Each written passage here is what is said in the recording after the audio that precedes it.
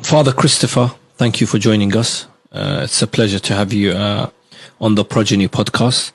Considering you are a priest, what made you get into studying and lecturing about Islam? It started really with Fatima, Lady Fatima, because I was researching Hussein, and of course you have to then read about his mother. Yeah. And I was quite shocked that there's so much devotion to Fatima and so little written about her. She was a real person and played a fundamental role in the very start of the preaching of the Prophet. And therefore you can't just, have holy books about her. You need to discover who she was. So I decided to do my doctoral thesis on her. And I produced what I hope still and think still was the first real biography of Lady Fatima. I mean, in a Western language, but based on the Arabic sources. And your second book is on? So the second book is really, in a sense, a bit of a joke, in that there was a group of us in Rome, professors.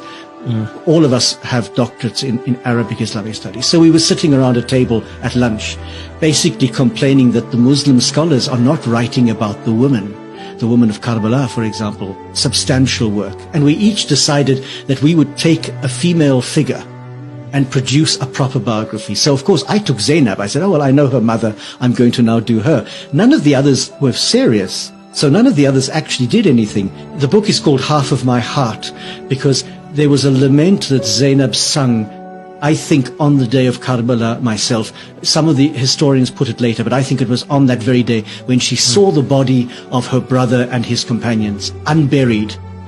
And she refers to him as half of my heart, her brother Hussein. And I thought, well, half of my heart was the Fatima book, and now this is the second half, the Zainab book. Now, I don't have any heart left, I suppose, but I'm certainly going to tackle other issues. But Zainab is an extraordinary woman, and like Hussein, transcends all religious, political barriers. She is a universal ideal.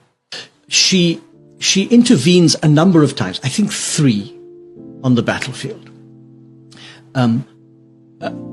And she's described, I mean, I go into quite a lot of detail because I'm very moved by this. She's described in the days leading up to Karbala as quite distressed. She hears the enemy army coming and she breaks down. She hears Al-Hussein making this lament about tomorrow so many will be dead, and she breaks down, saying that he's had a vision of his own grandfather saying, you are coming to us, and she breaks down. So she's quite frail and fragile on the eve of the battle. But on the day of the battle, there's a remarkable change, and even the Sunni authors record that she looked like the sun rising as she came out onto the battlefield. And 3 times she walks out of the women's tents right into the middle of the fighting, one to intervene when her nephew is killed. So Ali, the oldest of Hussein's sons, he's killed. A second time she comes out to chase after this little boy at Hussein's command, and she can't catch him. He's too fast for her because he wants to fight with his uncle. And a third time she comes out to challenge the men killing Al-Hussein. And it's this famous challenge where somebody as terrible as Umar bin Sa'd turns away and weeps because he's challenged by her and he knows that he's So in that sense, she is of great importance, but even more important after the battle because, and this is where I get into trouble, because she was for a short time the leader of the Ahl Bayt. There's no doubt about that. Young Ali bin al-Hussein was much too sick to function immediately after the battle, and his life, in fact, is saved twice. She saves his life later on in the court of where they're before Ziyad, but that's later on. It's that period of days after Karbala, from the journey between Karbala to Kufa to the court of Yazid, to Damascus. That period, however long it was, and it's difficult to know how long it was, when they were being interrogated and ill-treated, she was the pole around which everything revolved. Absolutely. And there's a particular moment where her nephew, Ali bin al-Hussein, says to her, be quiet now, let me speak. And that for me is the moment when he takes his place as Imam.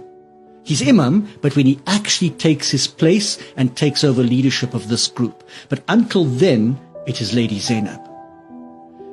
And I always defend this by saying, She's not a woman with masculine virtues. Bravery is not a masculine virtue, it's a human virtue. So we don't want to say she was as good as a man. That's a terrible thing for me. She was an extraordinarily powerful woman who betrayed all the great virtues, by betrayed I mean showed forth all the great virtues that are equally right in women as in men. Bravery, courage, the ability to speak with great articulation against injustice. And in a sense, she functioned as the leader of the House of Islam. Now, I mean, of the Ahl